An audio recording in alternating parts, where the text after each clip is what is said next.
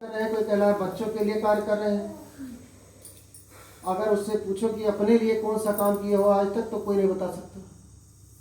कोई कहता है पेट के लिए कर रहे हैं, कोई कह रहा है बच्चों के लिए कर रहे हैं, कोई कह रहा है परिवार के लिए कर रहे हैं, लेकिन अपने लिए कौन सा कार्य किए हैं, अपना कौन सा काम किया। तुलसी साहब कहते हैं कि ये बहुत जन्मों के पुण्य जब हमारे इकट्ठा हुए, 84 लाख जन्म थे, 84 लाख जन्मों में जब पुण्य इकट्ठा हुआ, तब जाकर के मनुष्य शरीर मिला। मनुष्य का शरीर मिलना इतना आसान नहीं था, लेकिन हमारे कई जन्मों के पुण्य इकट्ठा हुए तब जाकर मनुष्य शरीर मिला। और इस मनुष्य शरीर में जन्म तो सबका हो गया और मरना भी, जब जन्म हुआ तो मरना भी होगा, लेकिन जीवन मिलना, जीवन को समझना और गुरु पाना, ये सबके बस का नहीं है, सबको संभव नहीं है। बहुत लोग पैदा होते हैं, मर जाते हैं, उनको गुरु नहीं मिलता। गुरु मिलता है तो गुरु के वचनों को अमल नहीं कर पाते। गुरु के वचनों पर चलते हुए और अंततः अंतिम गति तक अगर पहुंच जाए इंसान, तो वो आवागमन से छुटकारा पा जाता है। तुलसी साहब कहते हैं, सिंह के समान काल सबके ऊपर मंडरा रहा है। जो हमारी परछाई होती है, ये हमारा ही काल है। जिसके परछाई शरीर से बनती हो, परछाई 6 महीने के बाद नहीं दिखाई देती। जब 6 महीना मारने को रह जाता है तो परछाई उसको अपने आंखों से नहीं दिखाई देगा, इसकी पहचान होती है। और मरने से पहले 6 महीने पहले हमारे बीच की उंगली में 3 सफेद धब्बे बनते हैं। 6 महीने पहले बनता है, 3 सफेद धब्बे बनते हैं, 3 बार बनता है, लेकिन आदमी समझ नहीं पाता। और जब मर जाता है तब उसके नाखून में देखिए 3 धब्बे बने होंगे। और हमारे साथ साधना बताते हैं, कहते हैं कि सिंह काल सिर ऊपर गाजे नेक भरम नहीं लावे। सिंह के समान काल सबके ऊपर मंडरा रहा है, कब किसकी मौत हो जाए किसी को नहीं पता है। लेकिन वो कहता है कि जब हम लड़की की शादी करेंगे तब गुरु मंत्र लेंगे। कोई कहता है अभी हमारी उम्र ही नहीं हुई, बुढ़े होंगे तब मंत्र लेंगे। गुरु करने का किसी को अवसर नहीं मिलता। और बहुत लोग ऐसे चले जाते हैं, गुरु कर ही नहीं पाते।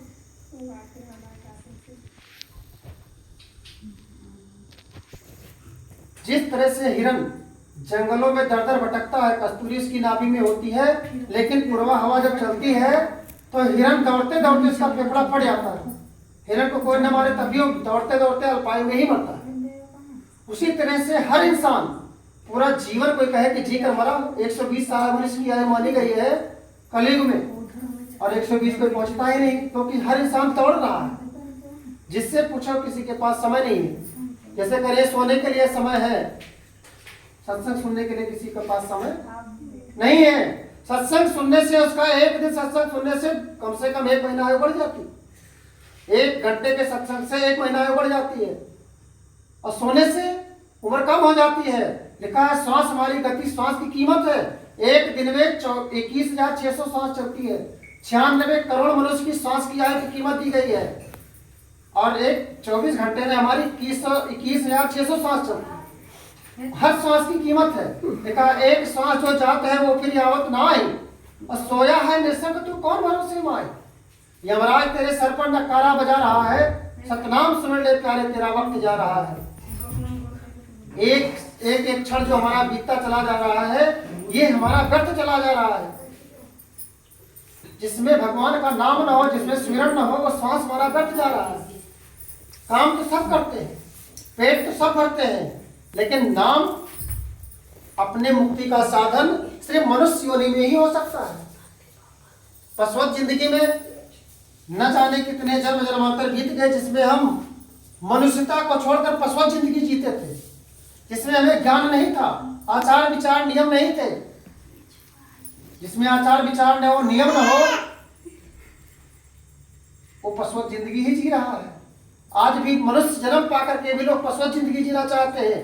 उनका खान पान, रहन सहन, वातावरण जो है वो बिल्कुल पशुओं के समान है। उनको माँ बहन बेटी भाई बड़े बूढ़े का कोई लिहाज ही नहीं है।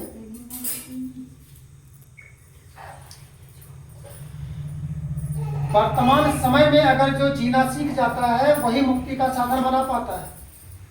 हम या तो अतीत में जीते हैं जो बीत गया, और या तो भविष्य में जीते हैं। अतीत में जब हम जीते हैं तो हमें दुख होता है। दुख कहाँ है? दुख हमेशा बीते हुए कल में है। वर्तमान क्षण में सत्संग में बैठा रहे फिर भी कोई रोता रहे, हम तो नहीं मानते कि वर्तमान क्षण में कोई दुखी है। हर इंसान जो बैठा है सुखी ही है, लेकिन वो अतीत लेके चलता है कि किसी ने आज के 2 दिन पहले, 4 दिन पहले, साल भर पहले, 10 साल पहले किसी ने कुछ कहा, उस बात को आज भी उगाट बांध के उसी बात को लेकर चिंता कर रहा है, दुखी है, परेशान है उस बात के लिए जिसका कोई अर्थ भी नहीं है, कोई मूल्य भी नहीं है। और भविष्य आने वाला जो है उसमें सुख मिलेगा कि नहीं, लेकिन फिर भी कल्पना लाखों करोड़ों की करता है। हर इंसान चाहता है कि हम अपने बच्चे को अच्छे संस्कार देकर जाएंगे, अच्छे पद पर बैठा के जाएंगे, लेकिन अगर देखा जाए तो ज्यादा से ज्यादा संस्कार बच्चों के कुछ लोगों के बनाते हैं, कुछ लोगों के बिगड़ भी जाते हैं। बच्चे का संस्कार माँ बाप नहीं बना सकते, वो संस्कार शुरू से बचपन से कुछ कर्म लेके आता है। हर इंसान कुछ कर्म लेके आता है। माँ बाप सबको चाहते हैं कि हमारे 4 बेटे हैं तो चारों एक साथ बराबर रहे, बराबर धन देते हैं, लेकिन चारों बेटे फिर बराबर नहीं रह जाएंगे, हर अलग अलग इंसान की कैटेगरी के निकलेंगे। हमारे मानव धर्म में हमारे संतों ने 4 पुरुषार्थों की गणना की, हमारे वेदों में 4 पुरुषार्थ की गणना की गई है। सबसे पहला